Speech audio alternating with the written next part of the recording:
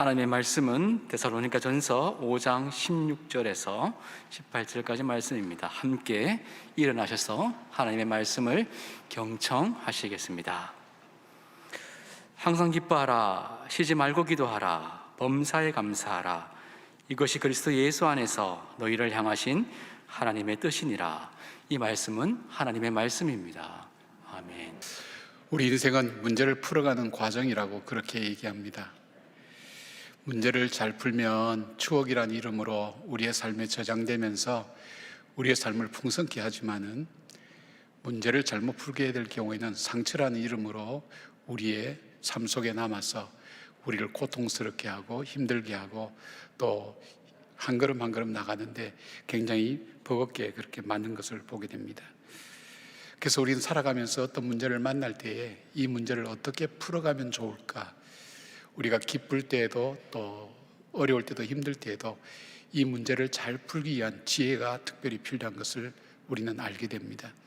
오늘 성경 말씀은 우리에게 지혜롭게 사는 것은 바로 하나님의 뜻대로 살아가는 것이라고 말씀합니다. 왜냐하면 하나님 뜻 가운데는 인생을 살아가는 지혜가 있고 인생을 이겨나가는 능력이 있기 때문입니다. 그리고 그 하나님은 나를 사랑하시는 분이기 때문입니다. 지혜로운 자의 선택은 어떻게 살아가는가? 오늘 본문은 세 가지로 얘기합니다. 항상 기뻐하라, 쉬지 말고 기도하라, 범사에 감사하라. 그런데 이 세 가지는 우리 인생의 행복과 불행을 결정하는 중요한 요소 세 가지를 담고 있습니다. 우리 인생을 모든 학자들이 공통적으로 얘기하는 우리 인생의 행복과 불행을 좌우하는 중요한 요소 첫 번째는 삶의 태도입니다. 어떤 태도로 그 일을 맞이하느냐에 따라 달라진다는 것입니다. 두 번째는 삶의 우선순위입니다. 우리가 첫 단추를 잘못 깨면 계속해서 그 옷을 잘못 입게 되듯이 우리의 우선순위가 바뀌게 되면 그 인생은 불행하게 됩니다. 우선순위를 바로 세우는 것이 참 중요합니다. 세 번째는 우리 관점입니다. 어떤 관점으로 볼 것이냐에 따라서 달라진다는 것입니다. 이 세 가지 말씀을 주님께서 우리에게 하고 있습니다. 지금 어느 때보다도 어려운 때를 맞이하고 있을 겁니다. 또 개인적으로도 힘들고 또 어려운 일을 만날 수도 있습니다.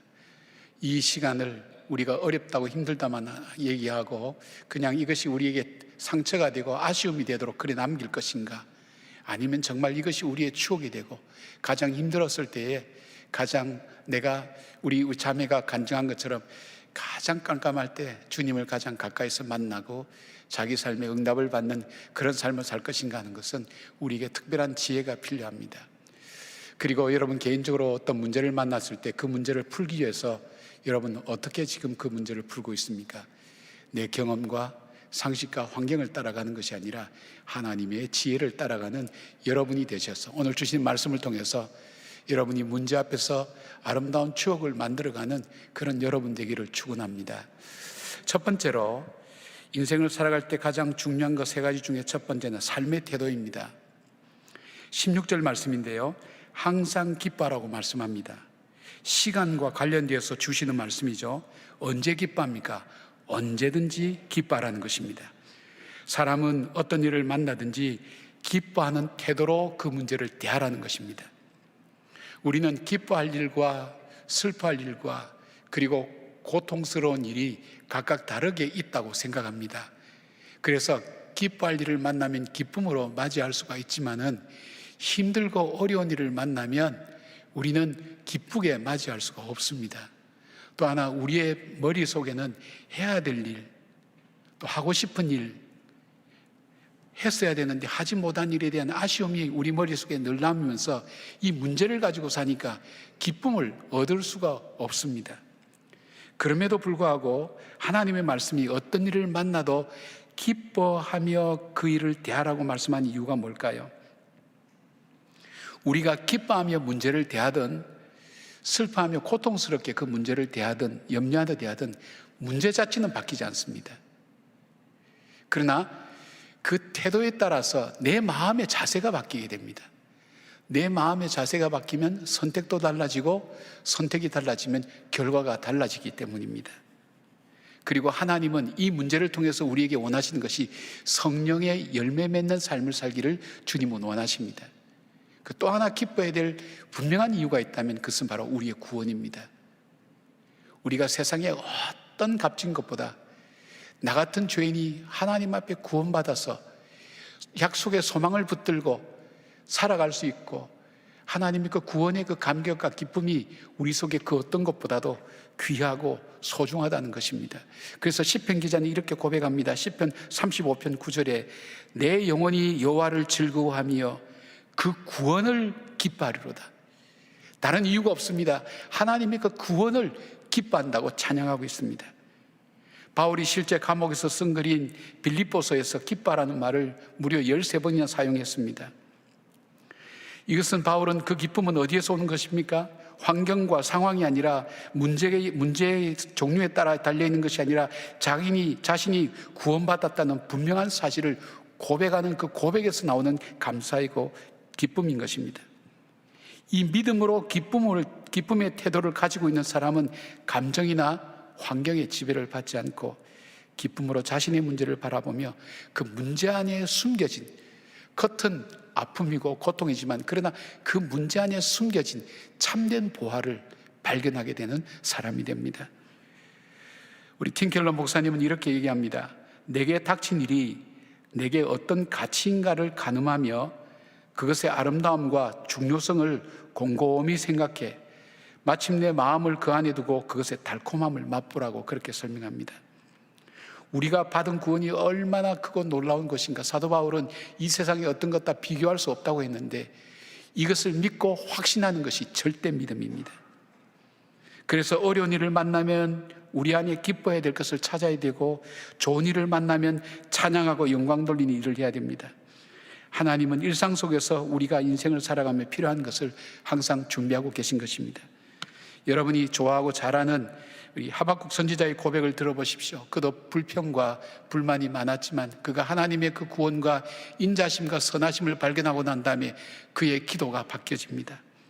하박국 3장 17절 18절 무화과나무가 무성하지 못하며 포도나무에 열매가 없으며 감람나무에 소출이 없으며 밭에 먹을 것이 없으며 우리의 양이 없으며 외양간에 소가 없을지라도 나는 여호와로 말미암아 즐거워하며 나의 구원의 하나님으로 말미암아 기뻐하리로다. 이분은 아멘하는 분이 한 분도 없었습니다. 아멘할 리가 없죠. 이왕이면 외양간에 우리의 짐승이 가득하고 무화과나무에 열매도 많고 포도나무에 열매가 많으면 얼마나 좋겠습니까? 그러나 이 하박국이 깨달은 것은 그 하나님의 인자심, 헤세드의 사랑이죠. 인자심과 자비로우심과 구원하심이 그가 묵상할 때 다른 어떤 것과도 비교되지 않게 자신에게 기쁨이 된다는 것입니다. 하박국 선지자는 환경이나 상황이 아니라 조건이 아니라 하나님의 신실하심과 선하심과 구원하심에 근거해서 가장 어려운 가운데서도 기쁨으로 환경을 맞이합니다. 오늘도 하나님은 문제를 통해서 우리에게 기뻐할 기회를 주십니다. 문제를 만났을 때 제일 먼저 해야 될 것은 기뻐하는 자세와 태도를 갖는 것이 하나님께서 우리를 향하신 하나님의 뜻이라고 말씀하고 있습니다. 여러분은 어떤 문제로 걱정하고 계십니까? 어떤 문제로 여러분이 염려하고 계획을 세우고 계십니까? 그 문제 앞에 그 문제를 풀어가는 여러분은 어떤 방법을 갖고 계십니까? 제일 첫 번째, 기뻐하는 태도로 그 문제를 맞이하시길 바랍니다. 거기에 하나님의 약속이 있다는 것입니다. 자, 우리가 삶을 살 때 가장 중요한 세 가지 중에 두 번째는 삶의 우선순위입니다. 17절에 보니까 쉬지 말고 기도하라고 그렇게 말씀합니다. 이거는 지속성과 관련된 말씀입니다. 종합하면 하나님과의 관계를 지속적으로 우선순위에 두고 선택하고 결정하고 그렇게 나가라는 것입니다. 왜냐하면 기도는 나의 생각을 바꾸는 힘이 있고 삶의 방향을 변화시키는 능력이 있고 상황을 새롭게 하는 은혜가 있기 때문입니다. 그래서 제자들은 예수님에게 그 기도를 알려달라고 그렇게 부탁합니다. 주님이 들으시는 그 기도. 왜냐하면 자기들이 주님과 같이 생활해 보니까 주님은 새벽마다 나가서 기도하시는데 자기들이 상상하지 못하는 지혜, 능력, 이적과 기적이 나타나는데 우리가 주님이 드리는 그 기도를 드린다면 우리도 그렇게 살 수 있을 거라고 그렇게 생각되어서 주님 앞에 이 기도를 가르쳐 달라 그럴 때 그래서 가르쳐 준 기도가 바로 주기도문입니다.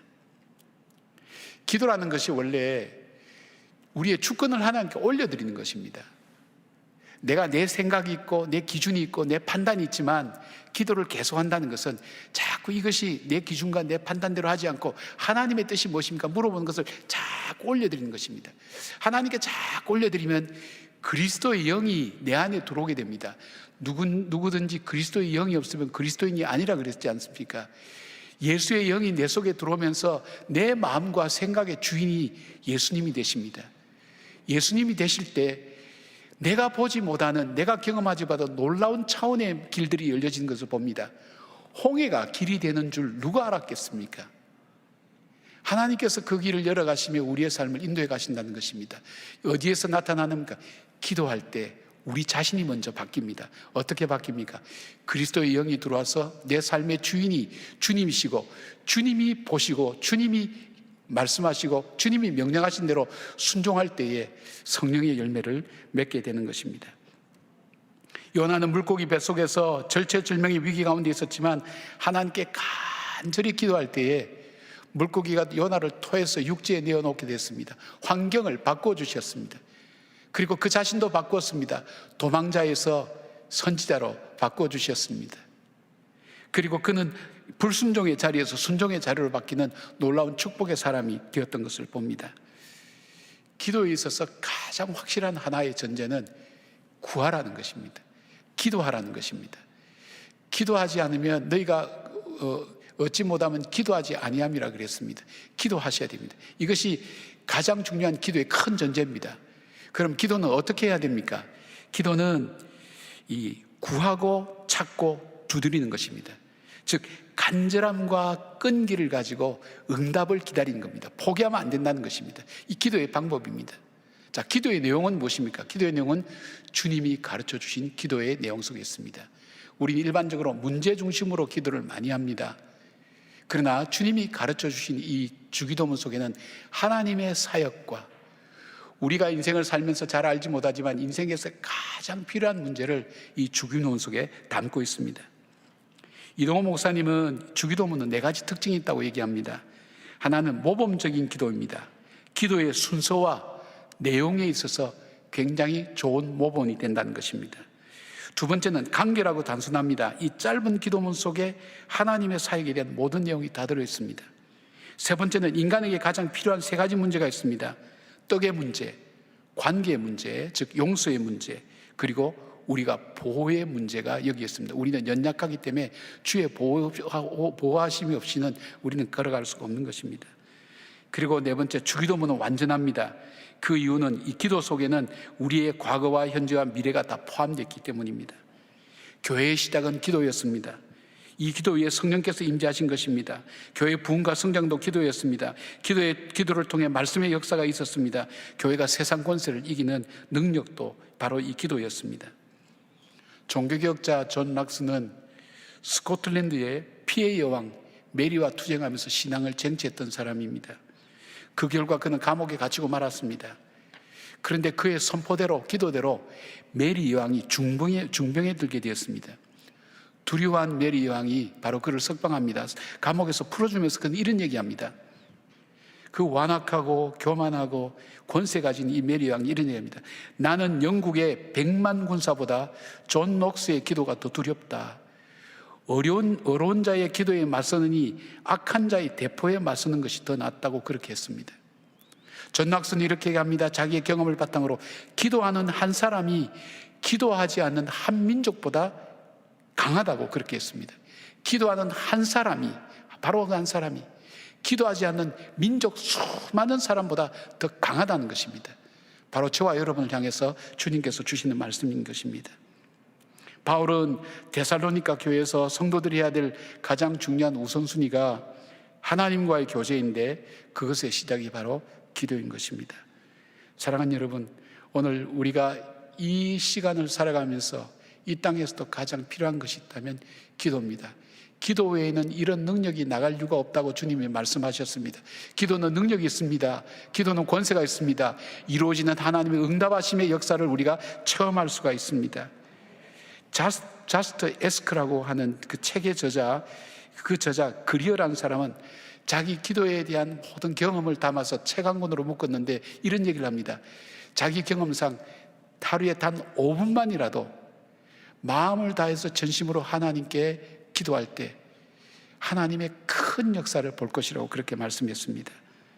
여러분, 어떤 문제를 만나도 우리가 문제를 만나면 무엇부터 해야 될지 당황하게 됩니다. 어떻게 해야 될지 알지 못하는데 바로 시작해야 될 것이 기도를 시작하라는 것입니다. 기도를 시작할 때, 우리 아까 간증할 때 그 자매 봤죠? 자기 문제 때문에 조급하고 두렵고 울고 불고하면서도 자기가 시작한 것이 마침 특세하고 연결되어서 그가 기도를 시작하게 되었습니다. 그 기도 후에 그 간절하게 기도할 때 하나님께서 그에게 응답 주신 것을 보게 됩니다. 이 믿음 가지고 살아갈 때 얼마나 든든하겠습니까? 사랑하는 여러분, 주님은 오늘도 문제를 통해서 우리에게 성령의 열매 맺기를 원합니다. 그러기 위해서는 기도하라고 합니다. 기도는 나를 바꾸는 능력이 있습니다. 내 삶을 바꾸는 하나님의 은혜가 그 기도 속에 있는 것입니다. 인생을 살 때 중요한 세 가지 중에 이 세 번째는, 하나님의 뜻대로 살아가는 이 세 번째는 바로 삶의 문제를 감사의 관점으로 보라는 것입니다. 18절에 보니까 범사에 감사하라 되어 있습니다. 이 말씀은 상황과 관계되어서 주어진 말씀입니다. 그러니까 어떤 상황이든지 감사하는 것입니다. 우리가 하나님 말씀을 다 이해할 수 없지만 하나님께서는 우리에게 복되신 길을 말씀합니다. 내 삶을 축복하시기 위한 하나님의 방법은 바로 감사에 있다는 것입니다. 우리가 감사해야 될 이유가 있습니다. 몇 가지가 있는데, 첫째는 감사는 우리의 신앙 고백입니다. 어떤 사람이 감사할 수 있습니까? 하나님께서 살아계심을 믿는 사람이 감사할 수가 있습니다. 그리고 하나님께서 내 삶 속에 살아온 삶의 굽이굽이 하나님이 함께 하시고 도우시고 결정적으로 내 삶을 인도하시고 보호하시고 공급하시고, 그리고 나를 인도하여 주신 그 하나님이 내 인생의 삶 속에 그 하나님을 찾아보는 것입니다. 그 하나님을 인정하는 것입니다. 하나님을 고백하는 것입니다. 맞습니다. 하나님이 하셨습니다. 하나님의 은혜입니다. 그 고백하는 사람이 감사할 수가 있습니다. 그리고 어떤 사람이 감사할 수 있습니까? 겸손한 사람이 감사할 수 있습니다. 여러분, 사람은 감사가 끊어질 때 자기 의라는 것이 나타납니다. 자기의 기준, 자기의 소유, 이런 것들이 자기 인생의 기준이 되면서 하나님께 구하지 않아도 나는 살 수 있다고 그렇게 생각할 수 있습니다. 그러나 겸손한 사람은 위로 하늘로부터 주시지 않으면 나는 받을 것이 아무것도 없다, 할 수 있는 것이 아무것도 없다고. 그래서 주님은 약할 때 꼭 강함이라고 말씀하신 이유가 그겁니다. 우리는 이룰 수 없지만 주님께서 함께 하실 때 더 크고 놀라운 일을 할 수가 있다는 것입니다. 바로 이 겸손한 사람, 하나님 앞에 엎드려서 주님, 오늘도 주의 은혜를 구합니다, 주의 능력을 구합니다 하는 사람이 감사하는 사람이 된다는 것입니다. 1931년 10월 종교교육이라는 잡지가 있었습니다. 그 잡지에는 평양 대부흥을 주도했던 길순주 목사님이 추수감사절에 대해서 이렇게 말씀했습니다. 우리나라 초창기의 추수감사절이니까 역사적으로 굉장히 그 당시에 기독교가 어땠는지 알 수 있는 그 창이 되겠죠. 조선에서의 감사절은 어두운 조선에 기독교 복음이 들어와서 교회가 세워진 것에 대한 감사에서 시작되었다. 초기 한국 기독교인들은 비록 나라가 외세의 침략으로 주권을 잃고 어려운 상황 가운데 놓였을지라도 기독교의 전례로 인해서 우리 민족의 운명이 사망에서 생명으로 바뀌는 계기가 되었다고 믿었다. 그러므로 추수감사절은 수확한 곡식과 열매로 인해서라기보다는 하나님의 은혜로 인해 감사하는 날이다. 특히 우리나라에서의 감사절은 어두운 이 나라에 하나님께서 은혜와 복음으로 보내주신 것을 감사하는 날이다. 굉장히 중요한 고백입니다. 우리가 그 당시만 해도 농경사회 아닙니까? 농사지어서 곡식 나면 풍성하니까 얼마나 감사했습니까? 또 잘 먹지 못할 때니까 얼마나 좋았습니까? 그것으로 인해서 감사하는 게 아니라는 거예요. 이 주권 잃은 불쌍한 이 어두운 조선 땅에 주의 복음이 전해지면서, 주의 구원이 전해지면서 우리 민족이 사망에서 생명으로 옮겨졌다고, 그 믿음 가지고 감사드린다는 것입니다. 오늘 우리가 예수 그리스도를 믿을 때 내 삶이 사망에서 생명에서 옮겨졌습니다. 죽음에서 부활로 옮겨졌습니다. 달라졌습니다. 새로워졌습니다. 그것이 우리에게 있어서 중요한 복음입니다. 이 복음 때문에 감사하는 것입니다. 우리가 감사해야 될 또 하나의 두 번째 이유가 있다면, 감사는 기도 응답의 지름길입니다. 빌립보서 4장 6절 보면 아무것도 염려하지 말고 다만 모든 일에 기도와 간구로 너희 구할 것을 감사함으로 하나님께 구하라. 그리하면 모든 지각에 뛰어나신 하나님의 평강이 그리스도 예수 안에서 너희 마음과 생각을 지키시리라. 우리가 어렵고 힘든 일을 만날 때 우리 마음이 흔들립니다. 그리고 요동칩니다. 태풍이 불어도 우리 마음속에 일어나는 태풍보다 더 심한 태풍이 있을까요? 우리 마음이 요동치면 감당하기 어렵습니다. 그런데 우리가 기도할 때, 감사함으로 기도할 때 주님께서 우리에게 주시는 것이 평안함을 우리에게 주시고 하나님께서 우리의 삶을 인도해 가시고 역사해 가신다는 것입니다. 그리고 감사해야 될 세 번째 이유가 있다면 그것은 감사는 온전한 축복을 만들어 갑니다. 누가복음 17장 11절에서 19절 보면 10명의 한센병 환자를 치유하는 장면이 나옵니다. 모두 한센병 환자입니다. 다 치유받았습니다. 10명 다 치유받았지만 그들이 제사장에게 보이러 가는 길에 돌이켜서 예수님께서 와서 감사한 사람은 사마리아 한센병 환자 하나밖에 없었습니다. 주님께서 나머지 9은 어디 있느냐고 물어보시면서 그 사람에게 19절 이렇게 축복하십니다. 그에게 이르시되 일어나 가라, 내 믿음이 너를 구원하였느니라 하시니라. 여러분, 우리는 육체의 문제가 생기면 그것만 문제라고 생각하지만 육체의 문제는 마음의 문제하고 연결되어 있습니다. 또 그것은 마음의 문제만이 아니라 관계의 문제하고도 연결되어 있습니다. 그리고 나의 영적 문제하고도 연결되어 있습니다. 또 우리가 관계가 틀어지면 육적인 문제가 나타나죠. 영적인 문제가 일어나죠. 이건 서로 연관되어 있습니다. 그러니까 우리가 단순히 육체의 병만 나았다고 해서 치유된 것이 아닙니다. 바로 이 한센병 환자는 죽게 돌아왔을 때 온전한 구원을 받은 겁니다. 온전한 치유, 온전한 구원을 받게 된 겁니다. 그 영혼까지 구원받는 역사, 이것이 어디서 일어났습니까? 감사할 때 가던 길을 돌이켜서, 내가 살아가던 일상을 돌이켜서 멈추어 서서 주님께로 돌아와서 주님께 감사할 때 주께서 그 길을 열어 가신다는 것입니다. 축복을 완성시켜 주신다는 것입니다. 우리가 완성될 축복이 참 많습니다. 이루지 못할 일들이 얼마나 많습니까? 하나님께서 우리의 축복을 완성시켜 주시고 구원해 주시는 축복의 역사가 일어납니다. 세계제 2차 대전 때 일입니다. 일본의 해군 장교 가와가미 기이치라는 사람이 전쟁에 참여하고 난 다음에 패전하고 나서 고향에 돌아왔습니다. 전쟁으로 폐허가 된 자기 고향을 바라보면서 마음에 정말 두렵고 절망감이 찾아왔습니다. 그런데 그로 하여금 정말 힘들게 만드는 것은 그 사람들이 전부 다 자기에게 손깍지를 하면서 너 군인들 때문에 우리가 패전당했다. 바로 너 같은 사람한테 너 때문에 우리 일본이 졌다고 모든 원망과 미움을, 얼마나 상처가 많겠습니까? 다 쏟아부었습니다. 이분의 마음속에는 그 얘기를 자꾸 듣는데 적개심이 일어나고 억울함이 꽉 쌓이기 시작했습니다. 전쟁터에서 죽음을 각오하고 생명을 걸고 전쟁했는데 돌아와서 우리 때문에 졌다니 말이 되느냐고. 그런데 너무너무 억울한 겁니다. 전쟁터에서 죽은 친구들도 생각납니다. 전우도 생각납니다. 너무 억울합니다. 그러니까 분통 터지는 생활을 계속하다 어느 날 중병을 얻게 된 겁니다. 목을 제외한 모든 전신이 마비되었습니다. 마치 식물인간처럼 됐죠. 그는 병원에서 정신과 의사인 후치다 씨의 치료를 받게 됐습니다. 후치다 씨는 환자인 가와가미 기이치 장교에게 이렇게 물었습니다. 기이치 선생님, 낫고 싶으세요? 네, 낫고 싶습니다. 그러면 제가 시킨 대로 할 수 있나요? 네, 그렇게 하겠습니다. 그럼 저를 따라해 보세요. 감사합니다. 오랫동안 분노와 억울함으로 가득 찬 그의 입술은 움직이지 않았습니다. 그리고 후치다 씨는 이렇게 처방합니다.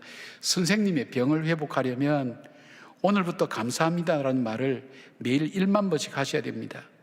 선생님의 병은 감사하는 것밖에 없습니다.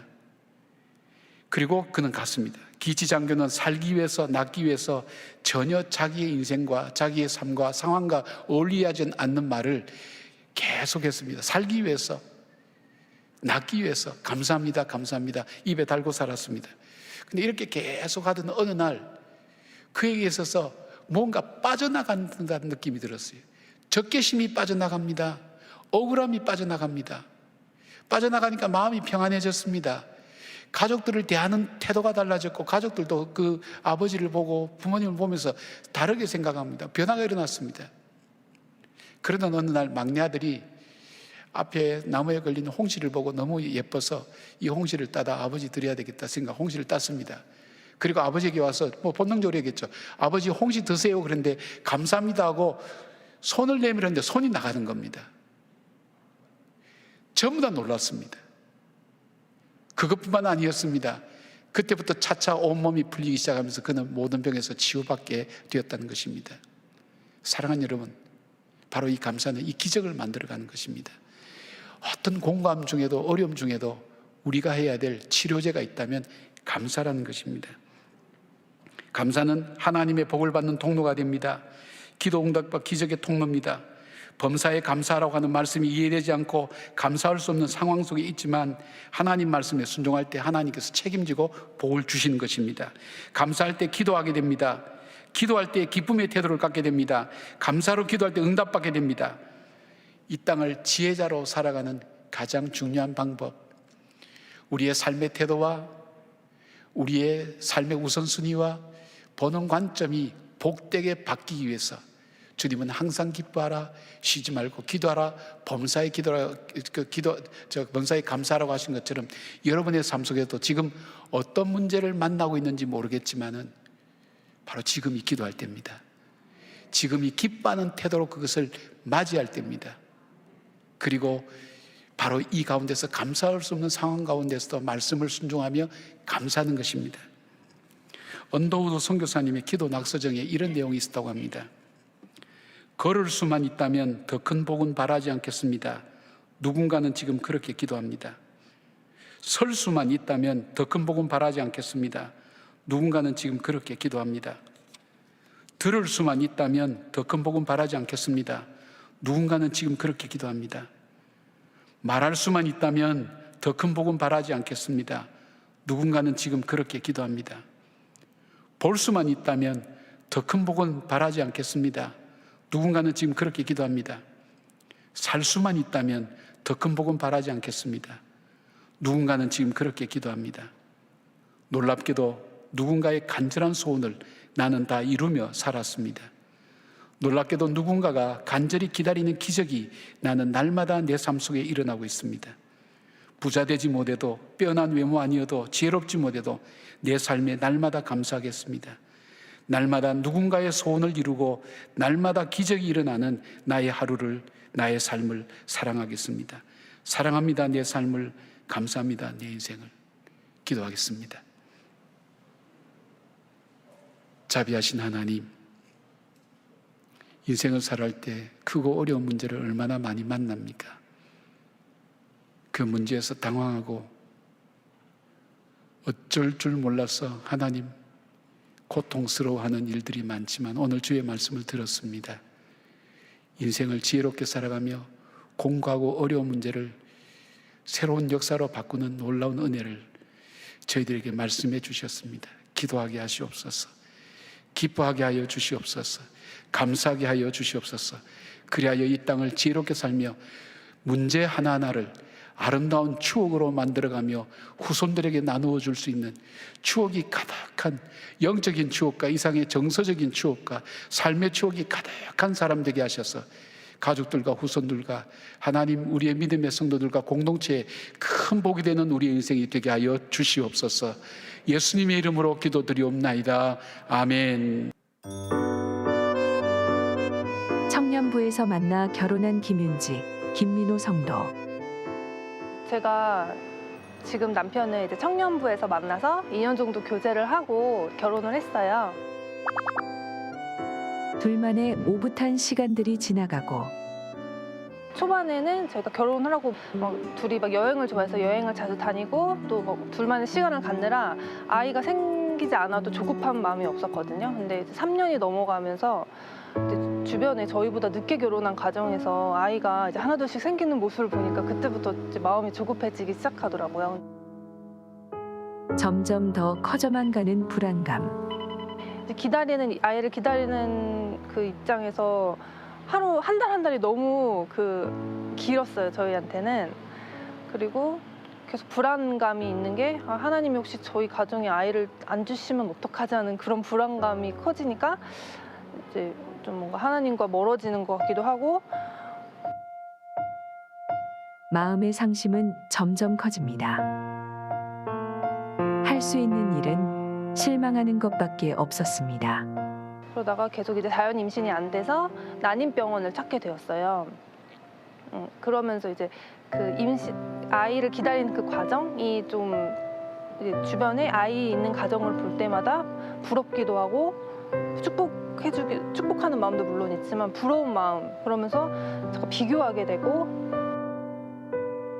더 이상 앞이 보이지 않을 때 내 기준을 내려놓고 하나님만 바라보았습니다. 딱 작년 특세 기간이 제가 첫 시술을 이제 난임병원 다니면서 첫 시술을 해야 되는 그 기간이랑 딱 겹치는 거예요. 근데 그걸 보는 순간 내가 이번에는 한번 진짜 하나님 앞에 매달려 봐야겠다. 우리 가정에 아이를 달라고 매달려 봐야겠다 해서 이제 딱 시작을 하게 되었고,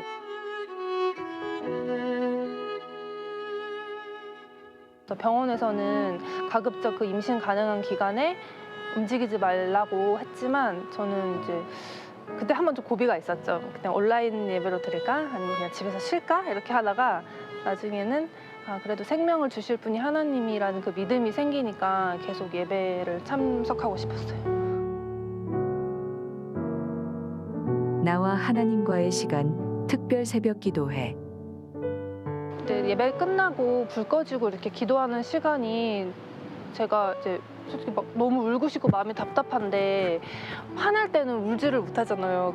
좀 눈물이 참게 되는데, 근데 딱 불이 꺼지는 순간 진짜 절박하게 기도가 나오고 정말 솔직하게 제 마음을 하나님께 내어드릴 수가 있었고, 그 깜깜한 와중에 하나님을 제일 가까이서 경험할 수 있었던 시간이었던 것 같아요.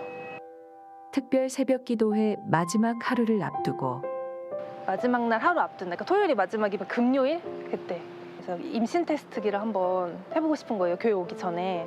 그래서 했는데 딱 한 줄이 나오더라고요. 그래서 마음이 너무 실망을 하고 그래도 이제 며칠 안 남았으니까 가야겠다고 이제 교회에 와서 예배를 드리고 집에 갔어요.